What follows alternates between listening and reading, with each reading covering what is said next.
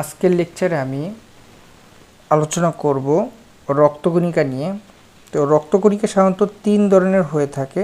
একটি হচ্ছে লোহিত রক্তকণিকা, দ্বিতীয়টি হচ্ছে শ্বেত রক্তকণিকা, যেটাকে দেহের সোলজার বলা হয় কণিকাকে, এবং এটার আরেকটি নাম হচ্ছে লিউকোসাইট, এবং তিন নম্বরটি হচ্ছে কি প্লাটিলেট বা অনুচক্রিকা।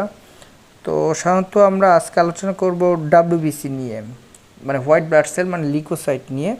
তো এই লিউকোসাইট বা শ্বেত রক্তকণিকা সাদা বলা হচ্ছে কারণ এর মধ্যে কোনো রঞ্জক নেই, এই জন্য শ্বেত রক্তকণিকা বলা হয়ে থাকে। তো এই শ্বেত রক্তকণিকা বা হোয়াইট ব্লাড সেল বা লিউকোসাইট সাধারণত দুই ধরনের হয়ে থাকে।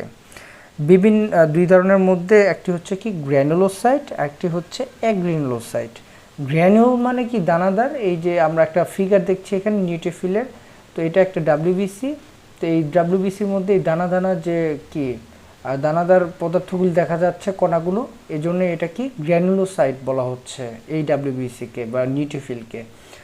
তো যে ধরনের এখানে একটি শর্ট ট্রিক্স হচ্ছে, যে ধরনের লিউকোসাইটে ফিলযুক্ত থাকবে সেগুলি হবে কি দানাদার কি ডাব্লিউবিসি।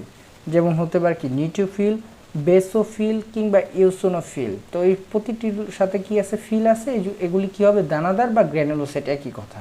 তো আমরা এমনি দেখলেই কিন্তু চিনতে পারতেছি যে কোনগুলি আসলে কি দানাদার কি আপনার ডাব্লিউবিসি। এবার যে ব্যাপারটা আসতে হবে আমাদের, যে গ্র্যানুলোসাইটের মধ্যে আমরা আলোচনা করব আজকে নিউট্রোফিল নিয়ে।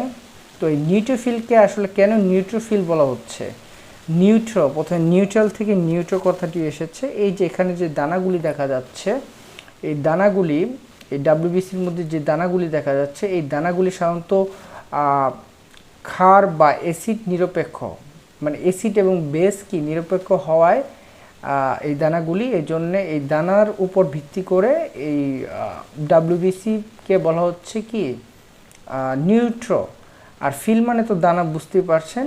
তো নিউট্রো কেন বলা হচ্ছে, এই দানার মধ্যে কি নাই, কোনো অ্যাসিডিকও না এই দানাগুলি বেসিকও না, এই জন্য কি নিউট্রোফিল বলা হয়। আর সবচেয়ে বড় কথা, এই ডাব্লিউবিসির মধ্যে কিন্তু নিউক্লিয়াস বিদ্যমান। তো নিউক্লিয়াস দেখে আমরা কিন্তু চিনতে পারবো যে এটা আসলে কোন ধরনের ডাব্লিউবিসি, নিউট্রোফিল না বেসোফিল না ইওসিনোফিল।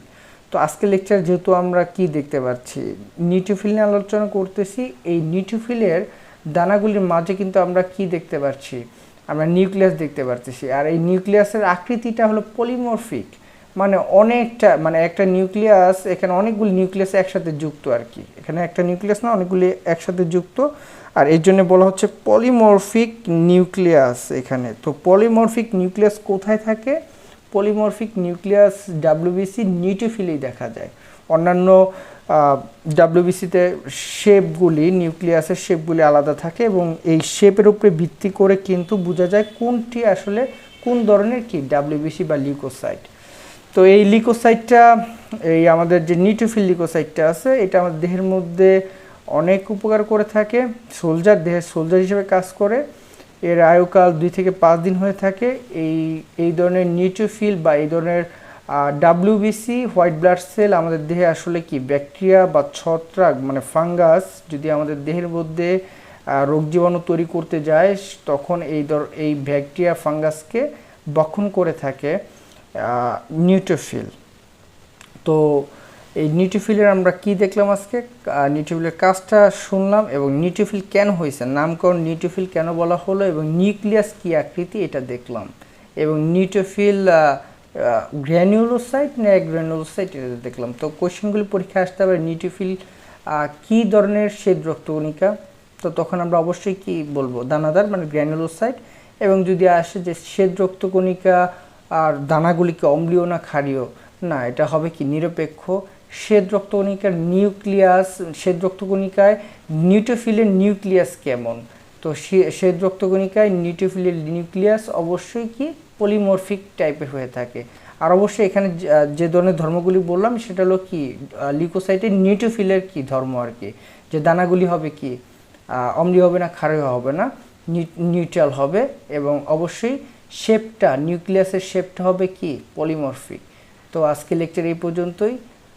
তো আগামী লেকচারে আমরা আরও অন্য ধরনের কি শ্বেত রক্তকণিকা নিয়ে আমরা আলোচনা করব।